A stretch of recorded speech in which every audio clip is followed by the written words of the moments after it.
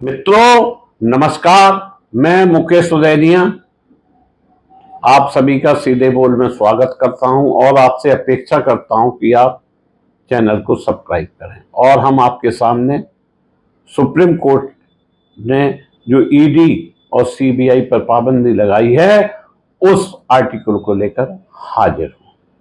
Supreme court ने फैसला दिया कि आगे से ईडी की हिरासत में कोई भी बयान देगा तो अदालत उसे सबूत नहीं मानेगी। यह एक बहुत बड़ी सुप्रीम कोर्ट की पहल है जिससे जो ईडी और सीबीआई का केंद्र सरकार दुरुपयोग करती थी उस पर पाबंदी सुप्रीम कोर्ट ने लगा दी। यहां तक खुद सुप्रीम कोर्ट ने कहा था कि ईडी तोता है। अब उसी सुप्रीम कोर्ट ने उसके पर कतर दिए। तो अगर तोते के पर कतर दिए जाएं तो वो आपको बता दें फड़फड़ाता रहेगा लेकिन उड़ नहीं पाएगा। वहीं हम आपको बताते चले 11 फरवरी 23 को राघव रेड्डी को गिरफ्तार सीबीआई व ईडी ने किया था। दोनों हिरासत में इनकी गवाही हुई थी और उनकी गवाही का नतीजा होता है कि दिल्ली के चुने हुए मुख्यमंत्री अरविंद केजरीवाल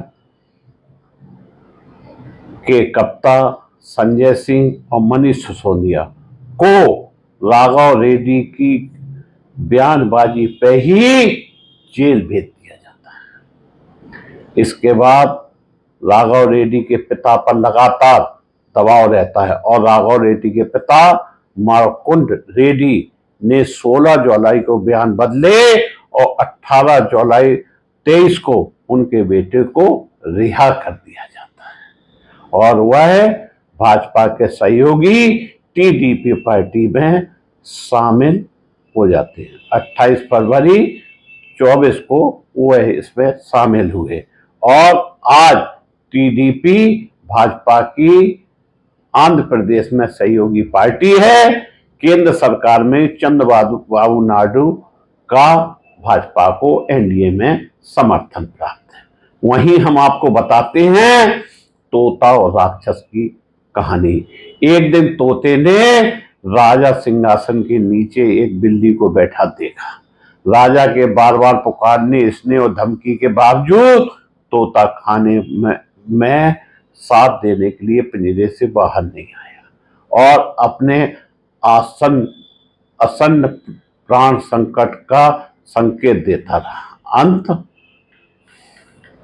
में राजा ने कहा कि यदि तोते को किसी भी घातक स्थिति का सामना करना पड़ा तो वह अपनी जान भी जोखिम में डाल देगा। ऐसा ही कुछ हाल ईडी और सीबीआई का रहा है और अगर ईडी और सीबीआई केंद्र सरकार की बात नहीं मानेगा तो तोता की कहानी जो हमने आपको 1 मिनट पहले बताई है ऐसा ही कुछ इनका भी हाल हो जाएगा।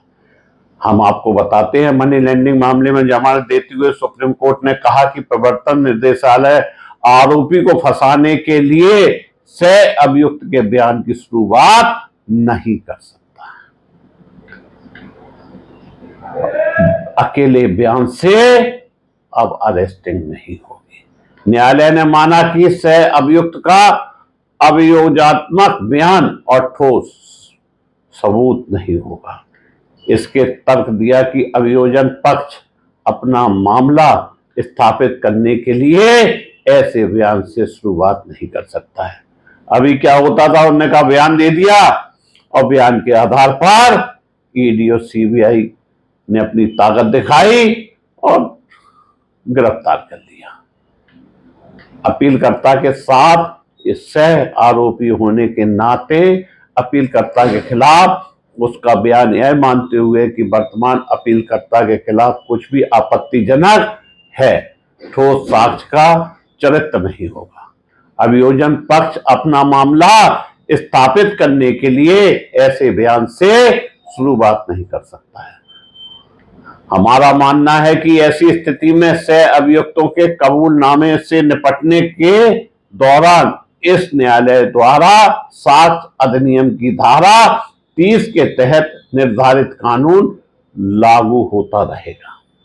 Justice B R. गवई और के.बी. विश्वनाथन की बेंच ने कहा, इस तरह के मामले में पहुंचने का उचित तरीका यह है कि सबसे पहले स्वीकृति को पूरी तरह से विचार से बाहर रखते हुए आरोपी के खिलाफ सबूतों को इकट्ठा किया जाए और देखा जाए क्या यदि इस पर विश्वास किया जा सकता है तो उसके आधार पर सुरक्षित रूप से दोष सिद्ध की जा सकती। यदि यह स्वीकृति से स्वतंत्र रूप से विश्वास करने में अक्षम है तो निश्चित रूप से सहायता के लिए स्वीकृति को बुलाना आवश्यक नहीं है।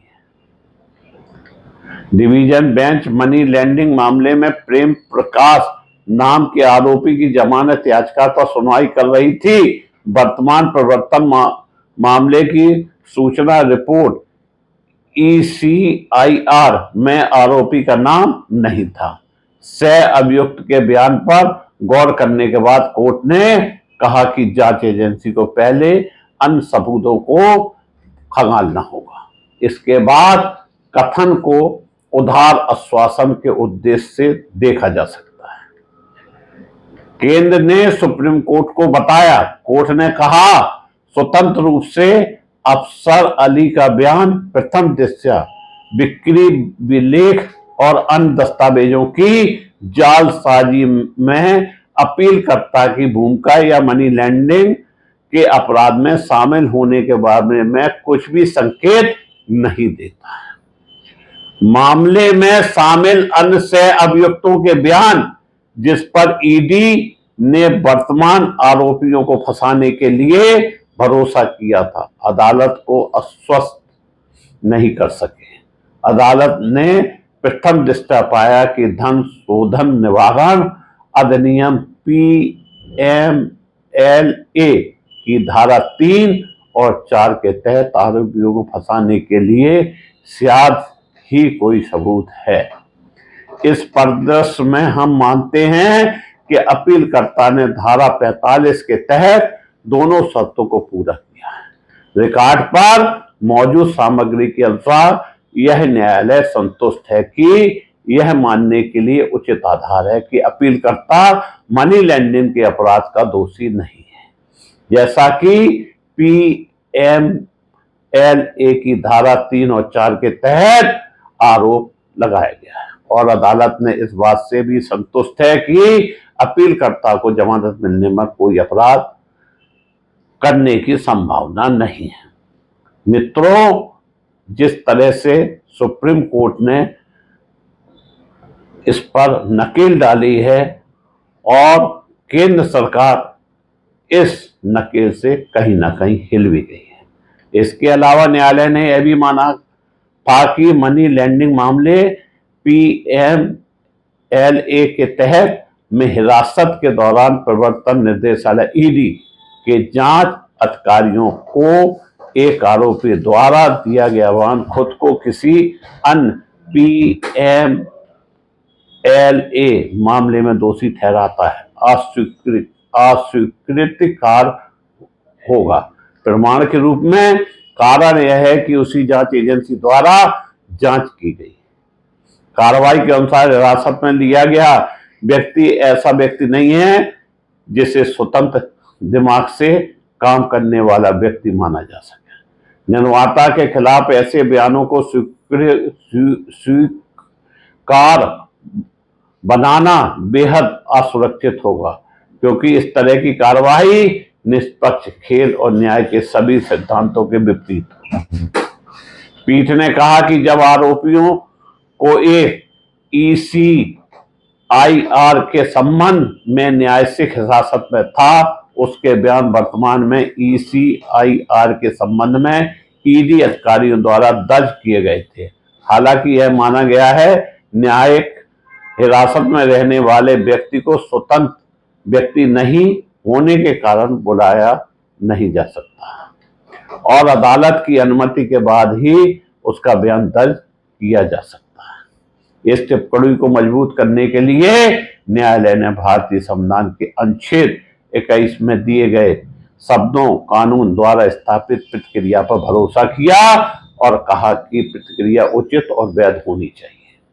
उपरोक्त को ध्यान में रखते हुए अनुच्छेद 21 के हितकारी सिद्धांतों को ध्यान में रखते हुए हम मानते हैं कि चूंकि अनुच्छेद 21 में आने वाले सब कानून द्वारा स्थापित प्रतिक्रिया का एक उचित और वैध प्रतिक्रिया होनी चाहिए, इसलिए धारा 50 के तहत अपीलकर्ता का बयान 2023 के ECIR नंबर 5 में इसे नहीं पढ़ा जा सकता है।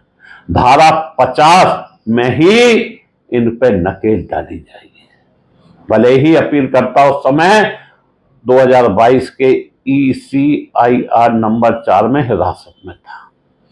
फैसले में PMLA में भी जमानत के नियम हैं और जेल अपवाद सुप्रीम कोर्ट कह रहा है। PMLA हिरासत के तहत आरोपी द्वारा खुद को एक अन्य PMLA मामले में दोषी ठहराने के लिए ईडी को दिया गया बयान अस्वीकृत सुप्रीम कोर्ट कह रहा है। अगर ईडी जमानत का विरोध करना चाहता है तो उसे मनी लैंडिंग को मूलभूत तथ्य दिखाने होंगे तो प्रथम दृष्टया स्थापित है। केस का शीर्षक प्रेम प्रकाश बनाम प्रवर्तन निदेशालय के माध्यम से भारत सरकार SLP CRL संख्या 5416/2024। मित्रों, देश में जिस तरह से केजरीवाल के कप्ता मनीष सिसोदिया और संजय सिंह गिरफ्तार हुए हैं, इनकी गिरफ्तारी के पीछे कहीं ना कहीं हमारे देश की राजनीति है। हमारे देश में चुने हुए नेता इस तरह से अगर अरेस्ट होंगे तो देश का भविष्य सुरक्षित नहीं रह सकता है। कुर्सी के लिए देश को दांव पर लगाना उचित नहीं है।